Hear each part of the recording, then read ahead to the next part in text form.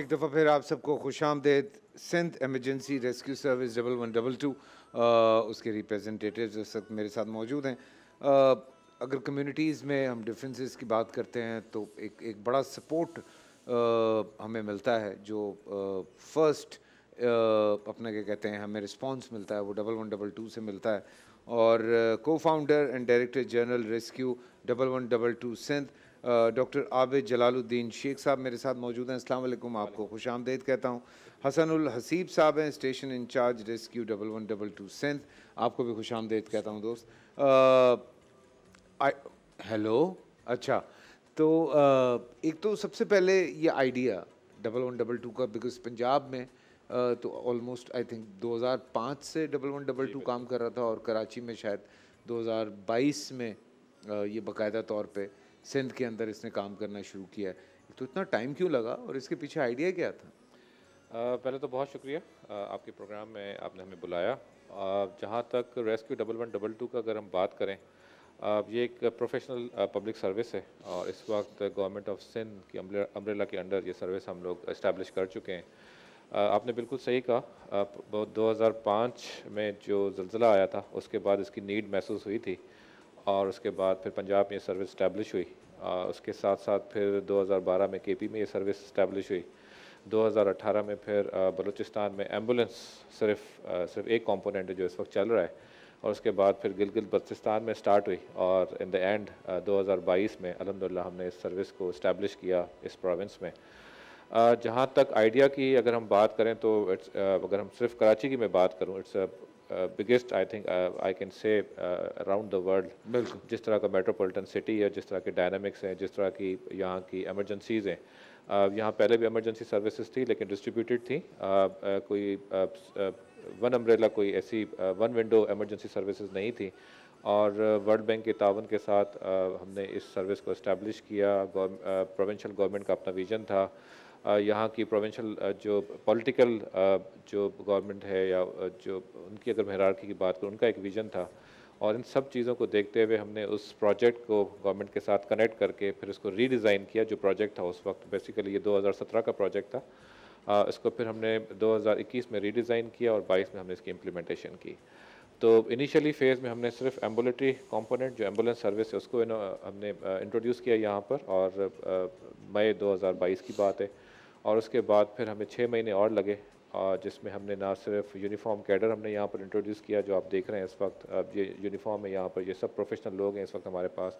और national rescue academy Lahore, जो एक ही अकेडमी है इस पूरे पाकिस्तान में रेस्क्यू के लिए, वहाँ पर हम 4 to 6 मंथ्स के लिए कैडेट्स को भेजते हैं। और जैसे जैसे ट्रेनिंग्स करते आ रहे हैं, हम अपनी सर्विस को एक्सपेंड भी करते जा रहे हैं और मज़ीद बेहतर भी करते जा रहे हैं। भी आ गया आप लोगों के पास, और एमरजेंसी से निपटने के जी सैलाब बिल्कुल। में भी काम कर रहे हैं, जलजलों में भी काम कर रहे हैं, तो काफ़ी सारा काम चल रहा है। एग्जैक्टली जी। एक तो मेडिकल एमरजेंसीज हम लोग डील कर रहे हैं, ना सिर्फ शहर की बल्कि हाईवेज़ और मोटरवेज़ पे जो रोड ट्रैफिक एक्सीडेंट है उनको भी हम इस वक्त डील कर रहे हैं। इसके साथ फायर एमरजेंसीज भी हमारी अपनी एक सेपरेट विंग है जो कोऑर्डिनेशन में काम कर रही है। और इसके साथ साथ अर्बन सर्च एंड रेस्क्यू का जो कंपोनेंट था वो हमने यहाँ पर इंट्रोड्यूस कराया, क्योंकि जो क्लाइमेट चेंज की वजह से एक इम्पैक्ट आया है, जिसको आपने देखा, फ्लड्स भी हमने देखे, हमने हेवी रेन्स भी देखी, कराची में आपने अर्बन फ्लडिंग भी देखी है। तो इन सारी चीज़ों को देखते हुए वाटर एमरजेंसीज, एक वाटर रेस्क्यू की टीम्स भी हमने यहाँ पर इंट्रोड्यूस की, जिसमें ना सिर्फ हमारे पास ट्रेंड स्कूबा डाइवर्स हैं, अपनी बोट्स हैं, हमारे पास प्रॉपर इक्विपमेंट्स हैं और प्रोफेशनल लोग हैं, उनको पता है किस तरह से हमें कैसे एवेक्यूएट करना है, किस तरह से उन इक्विपमेंट्स को चलाना है। तो ये तो हो गई हमारे पास सारी जो प्रोफेशनल सर्विसेज जो हम ऑफ़र कर रहे हैं। इसके साथ साथ किसी भी सर्विस का एक ब्रेन होता है, वो होता है सेंट्रल कमांड एंड कंट्रोल। 2022 के दिसंबर में हमने सेंट्रल कमांड एंड कंट्रोल को इस्टेब्लिश किया और इस वक्त तकरीबन 15,000 से 16,000 कॉल्स डेली हम उस सेंट्रल कमांड एंड कंट्रोल पे रिसीव कर रहे हैं।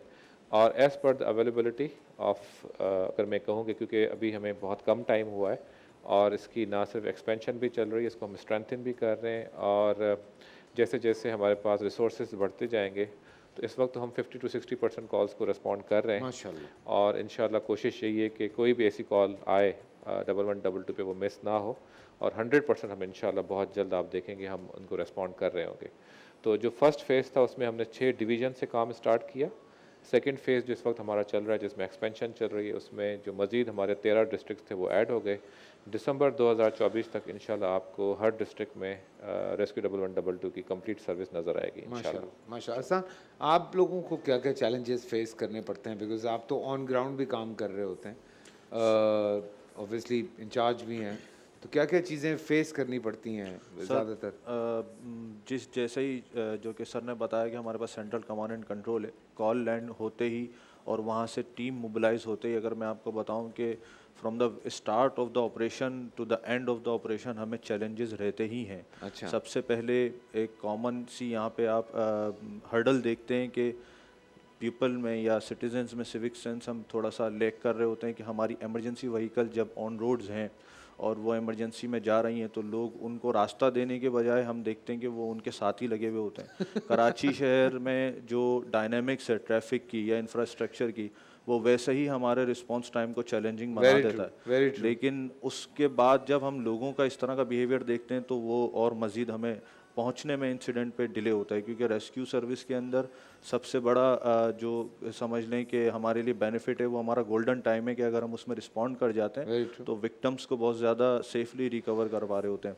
अच्छा, अब हम ऑपरेशन साइट पे पहुंच गए तो वहाँ एक मॉब सा क्रिएट हुआ होता है, लोग हमें स्पेस नहीं दे रहे होते, इसलिए नहीं कि वो उनको नहीं पता कि हम एक्सपर्ट हैं अपने काम करने में, लेकिन बस वो आजकल एक ट्रेंड है कि टिकटॉक बना रहे हैं या वीडियो बना रहे हैं, जिसकी वजह से हमें मतलब यकीन करें कि उस विक्टिम को निकालने में जहाँ हमें 5 से 10 मिनट लग रहे होंगे, वहाँ उस रश की आधे घंटा लग जाता है। एग्जैक्टली। और वो उस वक्त तो हमारे लिए एक एक सेकंड भी बहुत होता है। अच्छा, दुनिया भर में ये रूल मैंने देखा आबिद साहब, आप यहाँ पे भी अगर आप लोग उसको पुश करें, खुदा ना खास्ता एक्सीडेंट होता है, कुछ होता है, बिकॉज वहाँ पे रिस्पॉन्ड टाइम इतना अच्छा है, मैक्सिमम 3 मिनट्स है, आप कहीं पे भी मौजूद हैं, बिकॉज हर डिस्ट्रिक्ट के अंदर एमरजेंसीज मौजूद हैं और गवर्नमेंट सर्विसेज हैं, लेकिन आप टच नहीं कर सकते अगर कोई पेशेंट, अगर कोई किसी का एक्सीडेंट हुआ है या कुछ ऐसा मसला होता है, यहाँ तो खुद ही उठा फुटपाथ पे डाल, खुद ही उसके साथ जो है वो कोशिशें शुरू कर देते हैं कि मुझे पता है तुम लोग छोड़ दो।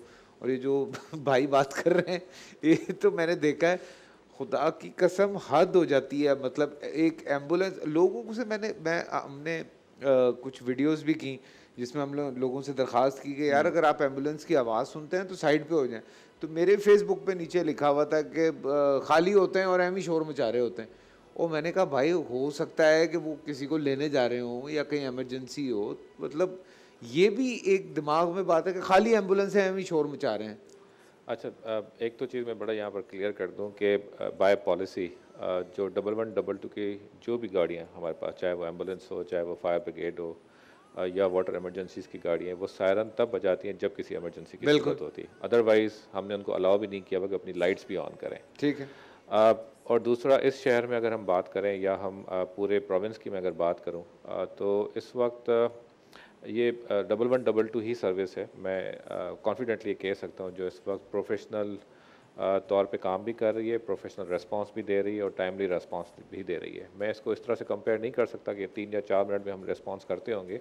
स्टैंडर्ड जो इस वक्त हमारा टाइम है एम्बुलेंस का वो है 8 से 12 मिनट का, और Which is not bad. जी, ये मैं आपको एवरेज टाइम बता रहा हूँ। और इसके साथ साथ अगर हम कहीं रश आवर्स हैं, ट्रैफिक ज़्यादा है, तो उसमें 15 to 20 मिनट्स भी लग जाते हैं, विच इज़ अच्छा। इससे ज़्यादा डिले नहीं होती अनटिल एंड अनलेस हमारे पास अगर गाड़ी अवेलेबल नहीं है, क्योंकि जितनी एमरजेंसीज़ हैं एक हमारा रूटीन में भी क्योंकि हम प्रायोरिटाइज़ करते हैं जब कॉल्स आती हैं कि किसको प्रायोरिटी देनी है, किस कॉल के प्रायोरिटी देनी है, उसी तरह से डिस्पैचिंग होती है।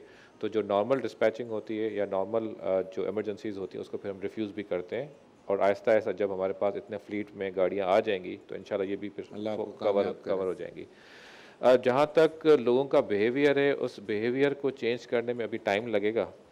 और इवन मैं आपको रात का एक कल ही रात का एक एग्जांपल आपको बताता हूँ, और या DHA में आपने देखा एक बाइक और गाड़ी का एक्सीडेंट हुआ और ऑन स्पॉट जो है उनकी डेथ हो गई, और अल्लाह ताला उनकी मग़फ़िरत फरमाए। हमें कॉल रिसीव हुई थी, और उस कॉल के बाद क्योंकि हमारे पास पूरा ट्रैकिंग चलती है और क्योंकि मैनुअल सिस्टम तो है नहीं कि हम कहीं पर ये ना बता सकें पे जो हुआ है ना। जी बिल्कुल जी। इंटरसेक्शन था शायद शहबाज हाँ, जी इताअत का या मुआफ़िज़ का, हम जब देखते हैं तो हमारे पास कम्प्लीटली ट्रैकर्स लगे हुए हैं गाड़ियों में और डिजिटाइज सिस्टम है। ठीक। तो जब हमारे पास कॉल रिसीव हुई उसके 16 मिनट में वहाँ पर 16 मिनट एग्जैक्टली मैं आपको आज बता रहा हूँ प्रोग्राम में एम्बुलेंस वहाँ पर पहुँची थी, लेकिन वहाँ से जो बॉडी थी वो मेरे ख्याल से फ़ौरन शिफ्ट हो गई थी, क्योंकि ऑलरेडी वहाँ पर दूसरी एम्बुलेंसेज अवेलेबल थी। तो हमें किसी ने कॉल की कि आपकी कंप्लेन की। एक तो उन्होंने जो है वो अपने जो डेजिग्नेशन है वो उन्होंने बताया कि हम रेस्क्यू 1112 का मैं स्टाफ बात कर रहा हूँ और एम्बुलेंस हमारी देर से पहुँची यहाँ पर, हालांकि अपने टाइम पे पहुँची थी, लेकिन और अच्छी बात ये थी कि वहाँ पर दूसरी एम्बुलेंस थी वो शिफ्ट हो गया। तो इस तरह से लोग इनका जो बिहेवियर है ना कि हम किसी तरीके से नेगेटिविटी बहुत ज़्यादा है, वेरी ट्रू, अच्छे काम को भी वो बुरा करने की कोशिश करते हैं। अब हम क्योंकि अब उस दौर में बैठे हुए हैं जहाँ पर बहुत सारी चीज़ें डिजिटाइज हो चुकी हैं और हमारे पास रिकॉर्ड कंट्रोल्स हर चीज़ सामने है, तो अब मैनुअल सिस्टम तो रहा नहीं है कि हम किसी की इस तरह से जस्टिफाई करें, नहीं मेरी 15 मिनट में पहुंची, नहीं मेरी 17 मिनट में पहुंची। तो हमारे पास तो सारे उसकी रिकॉर्ड्स होते हैं, तो लोगों के बिहेवियर चेंज करने में थोड़ा सा टाइम लगेगा।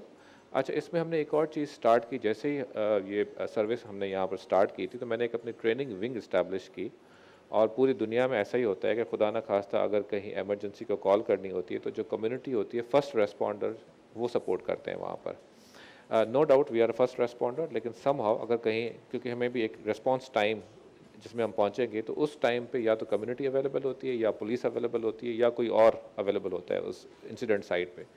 तो हमने ट्रेनिंग स्टार्ट की, हमने MOU साइन किए, हमने लॉ इन्फोर्समेंट एजेंसीज़ की ट्रेनिंग स्टार्ट की कि बेसिक CPR कैसे करना है, बेसिक लाइफ सपोर्ट कैसे देनी है, फ़र्स्ट एड कैसे प्रोवाइड करना है।